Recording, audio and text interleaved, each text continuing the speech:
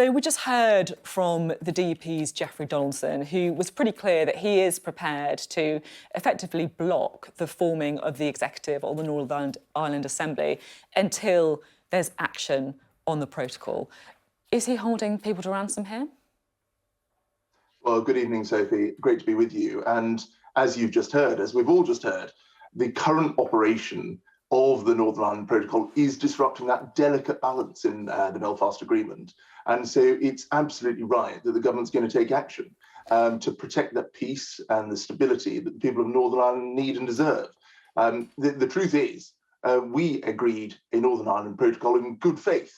And the EU have pursued a very legalistic approach to things. So, they have confirmed that they're not going to change their mandate in its current form. The Northern Ireland Protocol is here to stay in their view, and that's undermining the Belfast Agreement. So that is why we are determined to seek change.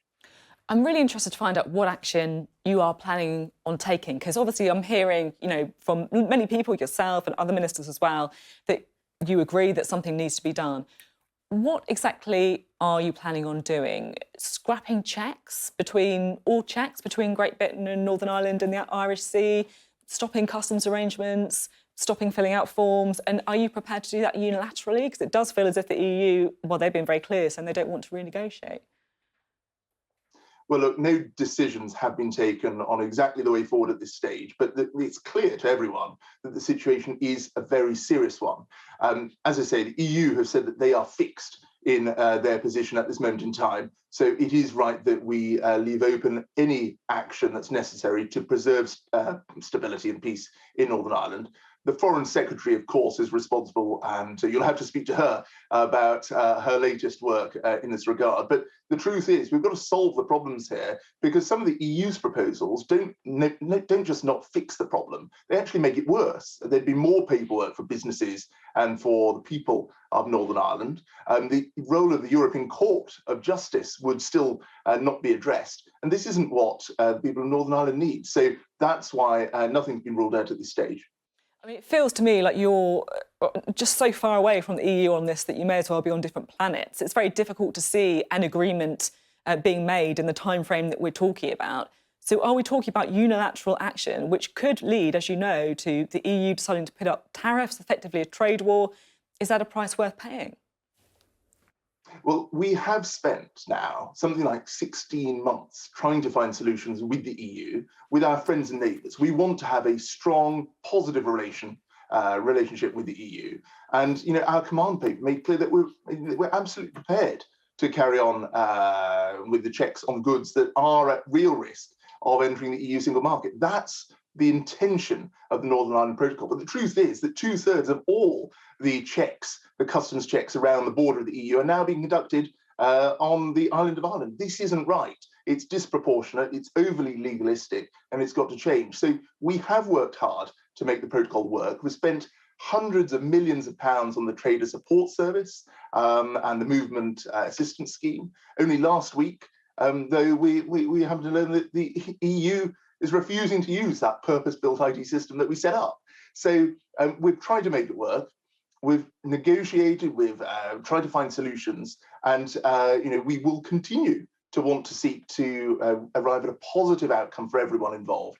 But as I say, it's important that nothing's ruled out at this stage. And as I say, at this moment in time, no absolute decisions have been taken. OK, a bit of a sort of rough direction of travel, I think, there emerging. Now, I'm keen to talk a bit about the cost of living, because in the Queen's speech, the Prime Minister said that he would be saying more about help in the coming days. This has been changed, it feels, today. He's saying now that there'll be more help in the months ahead.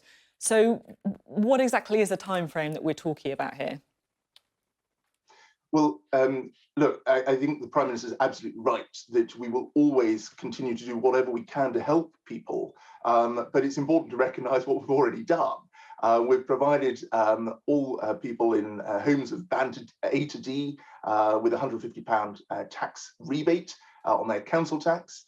We've been providing everyone with a salary boost through the national living wage. The lowest paid workers have been getting a salary boost, and indeed others will be getting a tax cut through the NI reductions, a £330 average tax cut coming later this year. For those on universal credit, we've cut the taper rate so they keep more of what they earn, around £1,000 extra on average.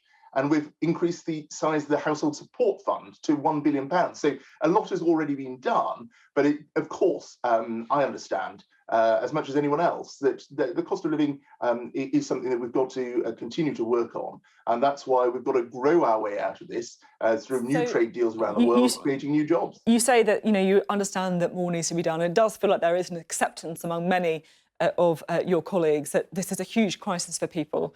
People are really, really worried. And I think many people are going to be wondering about when they can expect a bit more help. Boris Johnson has been showing a bit of ankle on this, but when can we expect it? Do you think it will be before the summer recess? Well, as the Chancellor's already outlined, there will be this reduction to national insurance later this year, which will give the average person a £330 reduction. Yeah, but a reduction is once you put it up. To be fair, it's not a tax cut, is it? And actually, to be honest, the more people I speak to in your party, the more people seem to be saying that you would see more tax cuts. Is that something that we should be expecting, tax cuts?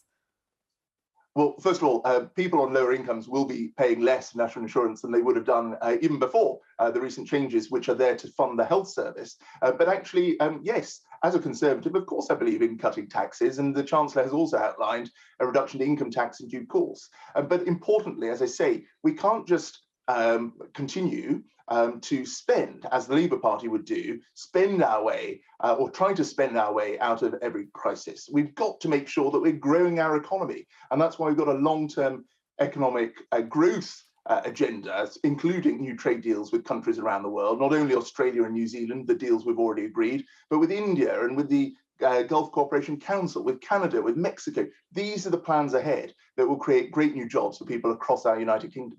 OK, I just want to read a quote by one of your MP colleagues, a backbencher, Conservative backbencher, Lee Anderson, who was in the House of Commons a bit earlier. Now, he said, "I think you'll see firsthand that there's not this massive use of food banks in this country.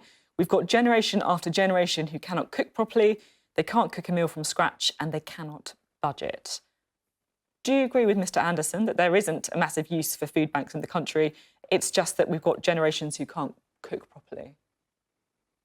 Well, look, I think probably what you quoted is being taken out of context. What I would say is that food banks are, a great example of how the British people support those who are in need. Of course, as I've said, we've been providing additional support through universal credit by improving the amount of money that people can keep that they earn. And I'd observe that the opportunity to create new jobs and give people the security of a pay packet is actually the way forward. And I know that those jobs that are export-led, that are trading with the world, are actually paid on average 7% higher than other jobs in the economy. So this shows that if we get out there and continue to grow our economy, get people into well-paid jobs, trade with countries around the world. We've already struck deals with something like 70 countries with a value of something like £800 billion. That's how we're going to make sure that we're delivering not only the benefits of Brexit, but making sure that everyone can live better lives in the years ahead. Very quickly, because I am out of time, is there going to be an emergency budget? As far as I'm aware, the Chancellor and the Prime Minister are in lockstep on this, that we will continue to provide support. This was a Queen's speech. Is that a no or a yes? I'm still not sure. Is there going to be an emergency budget? And the Chancellor will, of course, make sure that the right support is provided at the right time. Is there going to be an emergency budget? As far as I'm aware, the Chancellor and the Prime Minister absolutely are one and are going to provide the support in the way that we've always done, making sure that we're creating schemes like the household support scheme, like £1 billion going to live. I genuinely can't work out if you're hinting at a no or a yes here. Is it a no or a... I can't work it out. As far as I'm aware, the fact that we have put £1 billion into the household support fund that's already going to local councils demonstrates we've got support, but we'll keep everything under review.